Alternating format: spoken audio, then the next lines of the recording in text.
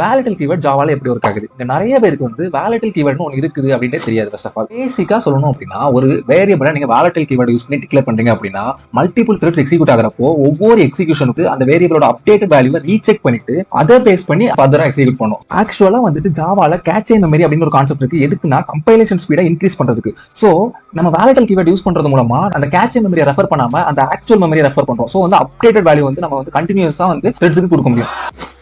வாங்க ஒரு எக்ஸாம்பிள் பார்த்துலாம். இங்க வந்து வேலிடல் கீவேர்ட் யூஸ் பண்ணி இஸ் ஆக்டிவ் அப்படிங்கிற ஒரு வேரியபிள் டிக்ளேர் பண்ணிருக்கேன். இங்க வந்து ரெண்டு த்ரெட்ஸ் வந்து இந்த வேரியபிள் பேஸ் பண்ணி ஒர்க் ஆக போகுது. ஓகேவா? சோ ஃபர்ஸ்ட் த்ரெட் பாத்தீங்க அப்படின்னா ஒரு வைல் லூப் இருக்கு. அதுவா இருக்கிற வரைக்கும் லோட் ஆயிட்டே இருக்கும். கரெக்டா? சோ ஆனா செகண்ட் த்ரெட் என்ன பண்ணுது அப்படின்னா த்ரெட் வந்து 2 செகண்ட்ஸ்க்கு வந்து ஸ்லீப் மோட் போகும். ஓகேவா? அந்த 2 செகண்ட்ஸ்க்கு அப்புறம் அது என்ன ஆகும் அப்படின்னா இஸ் ஆக்டிவ்ங்கறத ஃபால்ஸ் அப்டேட் பண்ணும். இதுதான் வந்து செகண்ட் த்ரெட்டோட வேலை. ஆனா இத ஃபால்ஸ் அப்டேட் பண்ணனும். இந்த ஃபர்ஸ்ட் த்ரெட் வந்து கேட்ச் மெமரி யூஸ் பண்ணாம இந்த அப்டேட் ஆன ஃபால்ஸ் வந்து ஆக்சுவல் மெமரியில எடுத்துக்கிட்டு இது வந்து இந்த ஸ்டேட்மென்ட் அப்டேட் பண்ணி க்ளோஸ் பண்ணும் இந்த த்ரெட்டோட எக்ஸிகியூஷனை.